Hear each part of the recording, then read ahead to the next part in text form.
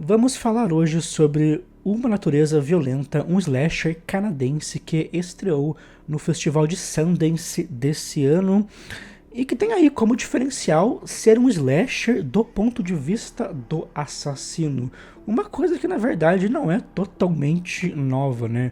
Um trabalho como o Peep Tom, que é praticamente um pré-slasher dos anos 60, já fazia isso muito bem. Inclusive eu tenho um vídeo aqui no canal sobre esse filme. Não é um conceito totalmente novo, mas aqui ele é muito bem executado, principalmente porque ele concilia uma parte mais experimental, que até me lembra um pouco os filmes de Gus Van Sant, concilia uma pegada mais contemplativa e atmosférica com uma pegada mais gráfica e gore bem assumida. É um trabalho bem interessante porque ele equilibra muito bem toda essa, tanto essa parte mais cult, essa pegada aí mais lenta, como uma parte mais gore e mais convencional. Eu dei 4 estrelas para o filme no Letterboxd. Na minha opinião, é um dos melhores filmes de terror do ano até agora e um dos melhores de modo geral. Ele começa com um assassino morto que é ressuscitado depois de um grupo de jovens remover um colar de um lugar em uma floresta. O assassino então passa a perseguir e matar esses jovens, sai em busca desse colar que era da sua mãe e que mantinha a sua alma adormecida. Algumas pessoas podem estranhar um pouco o ritmo desse filme. Ele é um filme lento, com um ritmo ali quase contemplativo, porém que é muito bem trabalhado a partir das suas premissas, a partir do seu conceito próprio. Ele não é lento apenas para parecer cult. Isso não é forçado. Como ele assume esse ponto de vista do assassino e como o assassino é uma espécie de entidade, é quase que um morto-vivo, é aquele assassino ambíguo do slasher que nunca morre. É uma mistura de corpo humano e presença metafísica. Como ele parte do ponto de vista do assassino, ele, digamos, integra esse outro tempo, esse tempo aí do assassino, desse ser, na sua narrativa. Então, não é o tempo comum de ações humanas, é o tempo ali daquele espectro vagando pela floresta. Nesse ponto, ele me lembra muito o Last Days do Gus Van Sant, que é o longa do Gus Van Sant livremente inspirado nos últimos dias do Kurt Cobain. Nesse filme, o Kurt Cobain é uma espécie de espectro vagando ali nos arredores de alguns ambientes. Ele ainda está vivo, mas a presença dele já está se apagando e o Gus Van Sant encontra soluções formais bem interessantes que lembram as escolhas formais desse filme aqui. Ele filma o cara de costas a partir de planos gerais ou de planos médios que duram bastante tempo, justamente para enfatizar um aspecto mais impessoal daquela figura se perdendo no espaço, como também um aspecto metafísico dessa presença ambígua do personagem. No caso desse filme, não é um humano que está andando, é algo que está vagando. Talvez esse longa seja bastante criticado por esse ritmo lento e por ter um roteiro com poucos apelos, mas eu acho que a proposta é justamente partir dessa abordagem meio metafísica, meio sensorial, que está preocupada em evidenciar esse aspecto aí ambíguo do ponto de vista de uma entidade. Ele quer fazer mais isso do que propor ali uma narrativa convencional e comum. E o interessante de tudo isso é como os momentos contemplativos e lentos se intercalam com uma violência muito prática e muito assumida. Existe ali uma violência brutal e esteticamente bastante assumida nas cenas de morte. É uma coisa realmente meio gore, bem gore. Não é aqueles filmes que viram a câmera na hora de uma cabeça ser degolada. Ele consegue tirar uma força muito grande dessa ambiguidade entre o seu ritmo lento, o seu ritmo ali sereno, entre aspas, e os atos brutais do assassino. Porque ele faz enquadramentos muito limpos, enquadramentos bem minimalistas, quando é contemplativo, e isso acaba enfatizando ainda mais os atos violentos. Como os planos não têm tantos estímulos visuais, são formados por árvores ou só pelo horizonte, o estímulo da violência é reforçado. O ato violento se torna algo mais grandioso, se torna um ritual propriamente. Inclusive, o modo que ele mata as pessoas, seguindo até algumas convenções do slasher, é bastante ritualístico.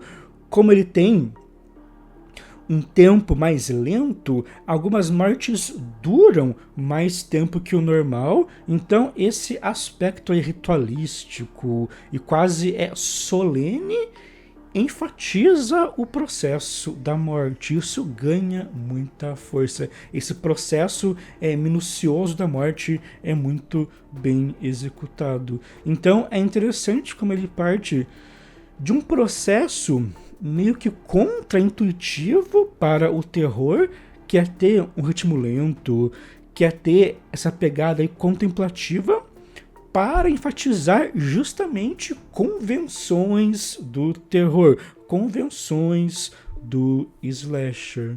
Toda a estrutura é bastante clássica, apenas a forma, o formato é diferente. Nesse ponto, ele me lembra um pouco até o Hereditário. A premissa não tem nada a ver com o Hereditário, mas em termos de escolhas de linguagem, ele me remete ao longa do Ari Aster, porque os dois têm uma pegada mais lenta, mais cult, entre aspas, mas que no fim das contas reforça um lado convencional ligado ao gênero do terror. Esse filme, querendo ou não, desconstrói um pouco o slasher, mas ao mesmo tempo usa muito bem de vários apelos do slasher e reitera a força de algumas convenções. As cenas de morte realmente evidenciam muito bem esse aspecto. São filmes que, querendo ou não, usam de escolhas bem contemporâneas para reforçar aspectos clássicos do terror.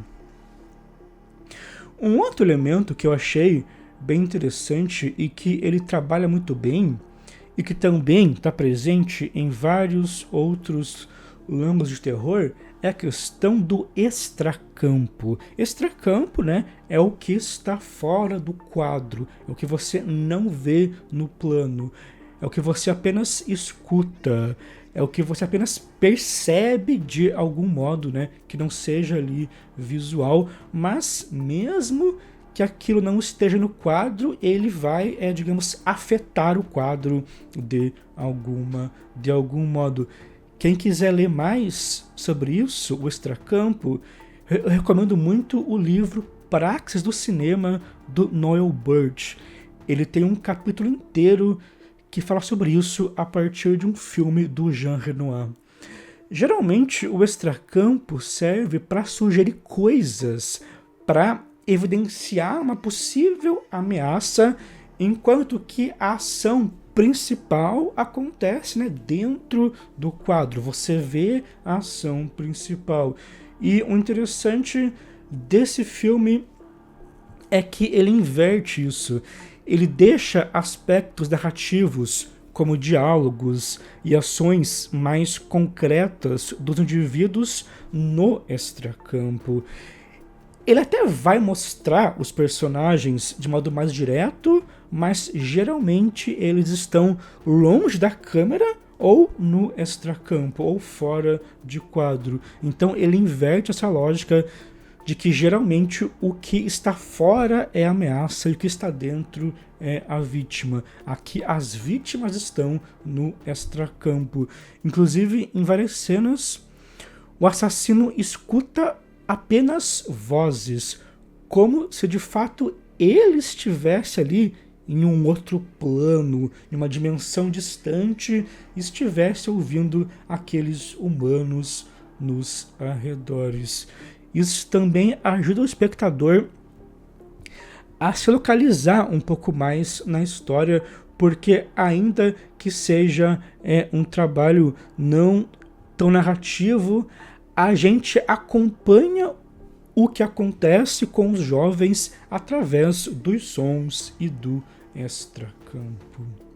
Falando agora em questões um pouco mais técnicas, uma coisa que me chamou bem atenção na fotografia e na textura estética desse filme é que, apesar dele ser gravado em digital, ele não possui uma textura tão cristalina assim, não possui um aspecto tão limpo, digamos assim, como grande parte dos filmes em digital.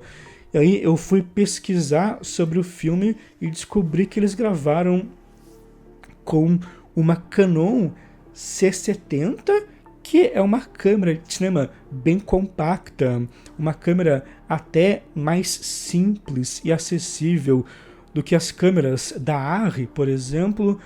E como eles filmaram em locações, né, isoladas, o diretor queria uma câmera mais prática e pegou essa câmera da Canon, que também é muito boa.